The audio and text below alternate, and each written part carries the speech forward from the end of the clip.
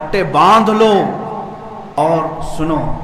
یہ کہتا ہے وہ پنڈت کہ میں بلیدان دینا چاہتا ہوں اور مجھے کوئی مسلمان آ کے مار دے، قتل کر دے، تاکہ ہندو سب سمجھ جائیں کہ مسلمان ہتھیارے ہوتے ہیں. سن وہ خبیث مردود، تیرے خون کی ہمارے نزدیک کوئی قدر و قیمت نہیں. جو لوگ یہ کہتے ہوں گے کہ اس کے سر کی اتنی قیمت اتنی قیمت، میں کہتا ہوں 5 پیسے کی بھی قیمت نہیں. اس سے بڑے نمرودوں کو اللہ نے مچھر سے ہلاک کیا ہے. دیکھنا تم جن کیڑوں کے ذریعے سے مرو گے وہ پوری دنیا کے لیے عبرت کا نشان بنو گے. میں یہاں پر اپنے نوجوانوں سے نہیں کہہ رہا ہوں، اس غلیظ خون کو اللہ ہی کافی ہے. اس غلیظ خون کے لیے، انتقام کے لیے اللہ کافی ہے. اور یہ کہتا ہے بلیدان کی بات، تمہاری ماؤں نے اتنا جگر تمہارے اندر دیا ہی نہیں کہ تم مرنے کے لیے تیار ہو. بلاؤ اپنی قوم کو اور پھر ہم بتاتے ہیں عظمت رسالت پر کون قربانی دیتا ہے. میدان میں آنے کے بعد پتہ چلے گا. اگر کوئی اپنی گردن کٹا سکتا ہے تو وہ صرف نام مصطفیٰ پر کٹایا جا سکتا ہے.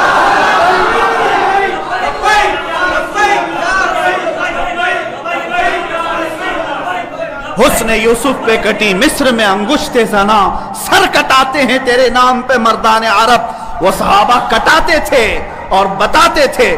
آج اگر وہ پنڈت وہاں بیٹھ کر کے کہتا ہے کہ میں بلیدان دینا چاہتا ہوں، تو اپنی کوٹھے میں بیٹھ کر بلیدان دے لے، تیرے اپنے گھر میں.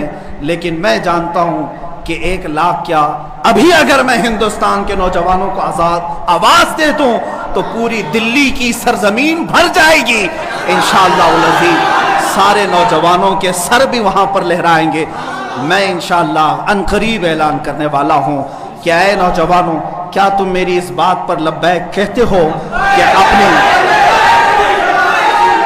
کیا تم میری اس بات پر آواز دے کر لبیک کہتے ہو کہ اگر حکومت وقت نے اس ملعون کو گرفتار نہیں کیا یا عظمت رسالت پر بھونکنے والوں کے گلے میں پٹا نہیں ڈالا تو ہندوستان کے ہر کونے سے مسلمان اپنے سر پر کفن باندھ کر دلی پہنچے؟ آپ تیار ہیں اس بات کے لیے؟ انشاءاللہ العزیز اگر سر کٹے گا، اے مسلمانوں گھبرانا نہیں، سب سے پہلے اس فقیر کا سر جائے گا. انشاءاللہ سب سے پہلے ہماری گردن کٹے گی. اور یہ مرنا تو ہے ہی آج یا کل. اپنے بستر پر ایڑیاں رگڑ رگڑ کر مرنے سے تو بہتر ہے میرے مصطفیٰ کی عظمت کا پرچم بلند کر کے دنیا سے جائے.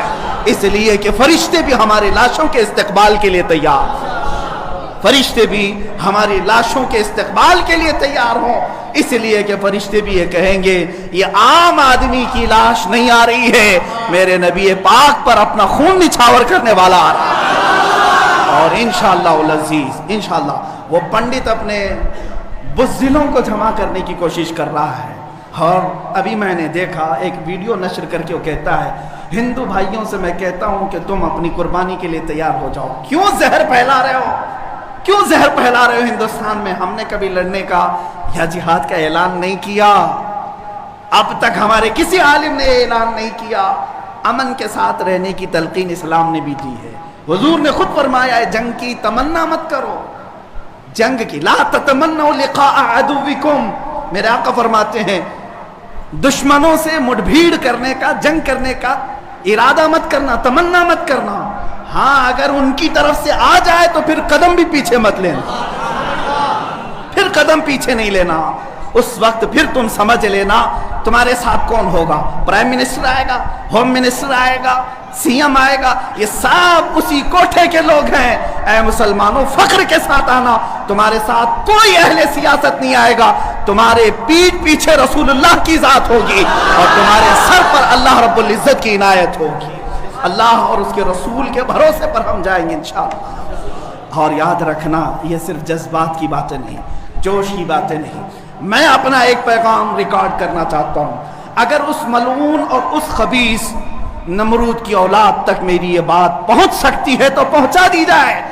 تم نے بہت بھونک لیا اپنی مندر میں بیٹھ کر کے، تم پریس کلب آف انڈیا میں بیٹھ کر کے بہت بھونک لیے. کتے آپس میں اپنی گلی میں بہت بھونکتے ہیں. میرے اس میسج کو اس ملعون تک پہنچا دیں. اگر ذرا برابر بھی دم خم ہے تمہارے اندر تمہاری ماں نے اگر دودھ پلایا ہے تم کو تو اب میں مناظرے کا چیلنج نہیں دے رہا ہوں، ڈیبیٹ بھی نہیں کروں گا، بات چیت بھی نہیں کروں گا۔ آؤ میں اعلان کرتا ہوں 8 دن کے اندر تم دلی پہنچو، کسی میدان میں پہنچو، اپنی ساری مقدس کتابیں لے کر کے آؤ، انشاءاللہ العزیز یہ فقیر قرآن پاک لے کر حاضر ہوگا۔ ہم آئیں گے، تم اپنے سارے گرو گھنٹالوں کو لے کر جمع ہو جاؤ۔ میں مناظرے کا چیلنج نہیں دے رہا ہوں، توجہ چاہتا ہوں، میں ڈیبیٹ کرنے کی بات ہی نہیں کر رہا ہوں۔ یہ نیوز اینکر جتنے دجالی میڈیا وہ بھی سن لیں، اپنے ڈیسک پر بیٹھ کر کے ٹٹو لوگوں کو لڑاتے رہتے ہیں وہ بھی سن لیں۔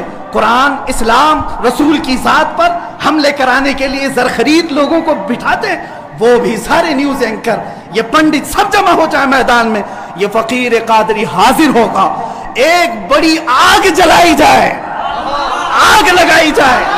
میں اس سے کہتا ہوں میں بھی آگ میں داخل ہوں گا، تو بھی آگ میں داخل ہو جا، جو سلامت رہے گا اس کا دین حق پہچانا جائے گا۔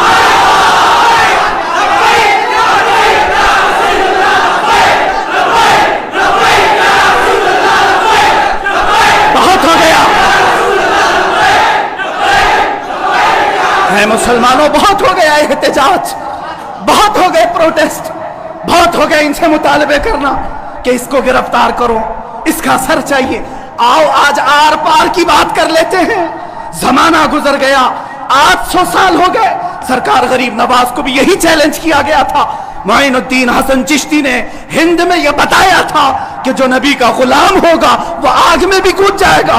انشاءاللہ العزیز میں گنہگار ضرور ہوں، میرے اخلاق برے ضرور ہیں، لیکن جب بات میرے مذہب کی آئے گی، قرآن کی آئے گی، نام مصطفیٰ کی آئے گی، میں برسر اعلان آج پھر کہتا ہوں، آؤ تم سارے پنڈت مل کر کے آؤ، آگ لگائی جائے، تم سب پوری دنیا کو دکھانا میں بھی آگ میں داخل ہوں گا، تم بھی آگ میں آ جانا، دیکھتے ہیں کس کے جسم کو آگ جلاتی ہے۔ اگر میں سلامت رہا تو میرے دین کی بات ہوگی، اور انشاءاللہ العزیز مجھے یقین کامل ہے کہ اگر آگ پر بھی کسی کا حکم ہوتا ہے تو صرف میرے رب ذوالجلال کا ہے، میرے رب ذوالجلال کا ہے۔ بس اسی بات پر میں اپنی گفتگو کو ختم کرتا ہوں۔ اب احتجاج نہیں، اب پروٹیسٹ نہیں، سیدھے آر پار کی بات، میری یہ بات پہنچا دی جائے۔ اگر جواب آ جائے تو دیکھ لینا مسلمانوں، مجھے یہ یقین ہے کہ اس کا کوئی جواب نہیں آئے گا، اس کا جواب نہیں آئے گا۔ ہجڑوں کے پاس اس طرح کی کوئی بات کا جواب نہیں ہوتا، ان کی ماؤں نے اتنا دودھ ہی نہیں پلایا۔ یہ زرخرید اپنے علاقے میں بیٹھ کر کے بھونک تو سکتے ہیں، لیکن آؤ مباہلے کی میں دعوت دے رہا ہوں، مباہلے کی دعوت۔ قرآن نے بھی میرے مصطفیٰ کو مباہلہ کرنے کا حکم دیا تھا۔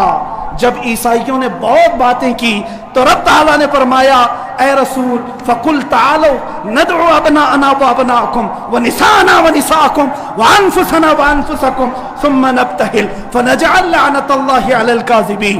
اے رسول ان کو بلا لیں، آپ اپنے بیٹے بیٹیوں کو لے کر کے آئیں، اپنی عورتوں کو لے کر کے آئیں، اور خود جائیں اور ان سے بھی کہیں کہ تم بھی اپنے بیٹے بیٹیاں لے آؤ، اپنی عورتیں لے آؤ، بیٹھیں گے میدان میں، اللہ سے دعا کریں گے کہ جو جھوٹا ہے اس پر لعنت بھیج۔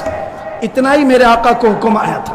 حضور گئے نجران کے عیسائیوں کے پاس، چلو بلاؤ، مباہلہ کرتے ہیں، ایک مناظرہ ہوتا ہے جو ڈیبیٹ کیا جاتا ہے، مباہلے میں ڈیبیٹ نہیں، سیدھے میدان میں، عمل کے میدان میں بات نہیں کی جاتی۔ حضور آئے کس کو لے کر؟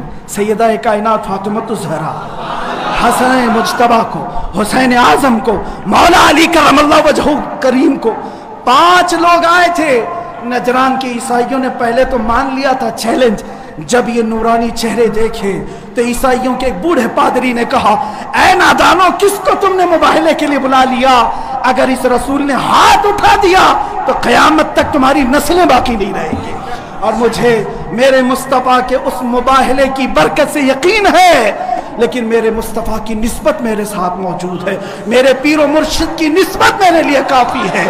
انشاءاللہ العزیز مباہلے کے لیے فقیر حاضر ہوگا، جواب آ جائے اے سنی مسلمانوں انتظار کرو، اب لڑائی آر پار کی ہو جاتی، دیکھا جائے گا کس کا دین حق ہے، کس کی کتاب حق ہے، کس کا رسول حق ہے، اسی بات پر خاتمہ ہوگا۔ وآخر دعوانا الحمدللہ۔